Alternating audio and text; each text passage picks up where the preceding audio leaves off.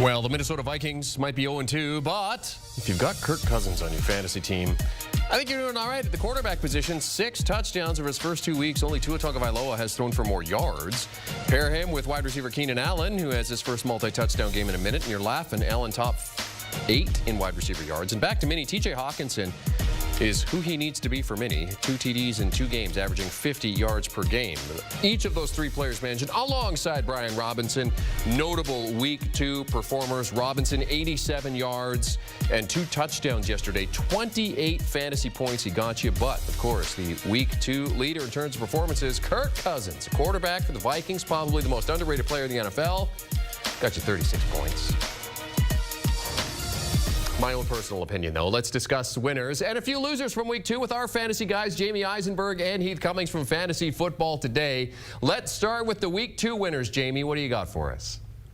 Well, I'll start with the start of the week. He was awesome. Jared Goff, once again, playing well at home, so that's fun to see. Gets another home game in week 3 against Atlanta, so you know you're going to be starting him, and now maybe with a little bit of a suspect run game with David Montgomery banged up. Who knows how long he's going to be out. He says it could be a couple of weeks with that thigh, quad, knee injury. We don't know exactly what he's dealing with. But Raheem Mostert just continues to get the job done for the Dolphins. Still has that 2 more weeks without Jeff Wilson coming back. And we don't know what the Dolphins will do in terms of maybe exploring a trade for Jonathan Taylor. But as long as Mostert is healthy and producing like this, 2 touchdowns now to start the season and certainly looked explosive in that game against the Patriots.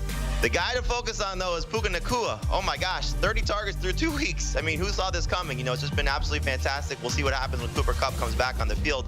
But Puka just has been fantastic when we look at comparing him to not just other rookies, but just receivers across the board. He's outperforming Jamar Chase by leaps and bounds. And so will this continue? We'll find out. But as long as he's the focal point of this passing attack, the Rams are going to lean on him. Matthew Stafford's going to lean on him, and fantasy managers should lean on him as well. And then we may have found a tight end that we could start moving forward in Hunter Henry as the Patriots are looking for options in this passing game. Henry now has scored in back-to-back games and definitely outplaying Mike Gesicki so far. I was really nervous entering week 2 about Geno Smith. The way that offense looked in week 1 after what a surprise last year was.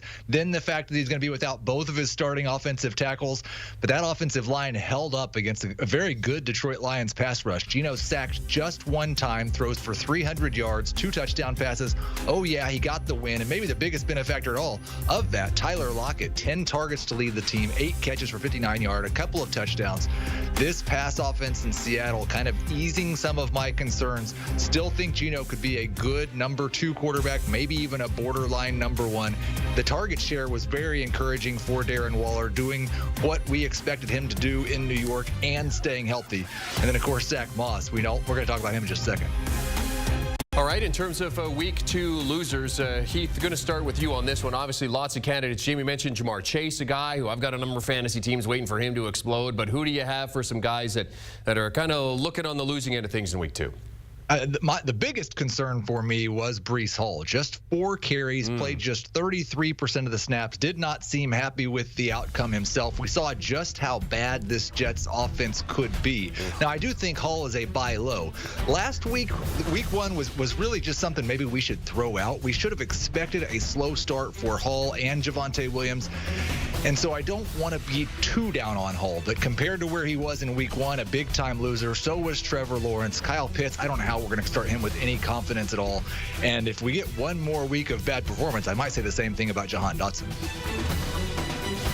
Yeah, for me, you know, Heath mentioned in terms of Kyle Pitts, where we're at, I think we're kind of in the same spot with George Kittle as well. You know, just very, very frustrating. And, you know, not that you want to see any injuries occur for anybody, but when Brandon Ayuk went down, I thought, okay, now maybe this is the chance for not only Deebo Samuel to step up, but maybe also George Kittle in that game against the Rams too. But that just wasn't the case because Ayuk was healthy. So it's probably going to take an injury to one of the 2 key wide receivers for Kittle's numbers to pop.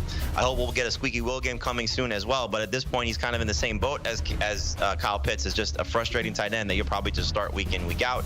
Speaking of tight ends, Mark Andrews returns, so Zay Flowers' numbers go a little bit south. I hope to see a little bit more coming for the rookie wide receiver, especially with Odell Beckham banged up.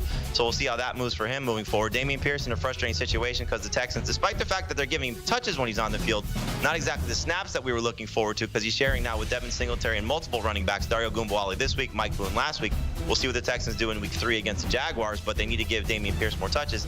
And then we know the story now with Joe Burrow. He's still dealing with this calf injury. So fantasy managers who thought they're getting a steal when he was falling to, in some cases, the 6th round as the 7th quarterback off the board, maybe the 8th quarterback off the board with the calf injury, there's probably a reason for that, as the smart fantasy managers might have been passing on him. So hopefully the best of Joe Burrow yet to come, but if he's not healthy, it's going to be difficult to trust him, especially now the fact that he's playing poorly on top of being banged up. So I'm still hopeful that the rest of season numbers will be there for Joe Burrow, but right now very difficult to trust, especially with him being injured going into week 3. Well, the injuries, and on top of the fact that he has been traditionally a slow starter in his career. Weeks 1 and 2 does not have a winning record, 1 and 7. But to your point, Jamey, hopefully the injury heals up a bit more and we get to see some better performances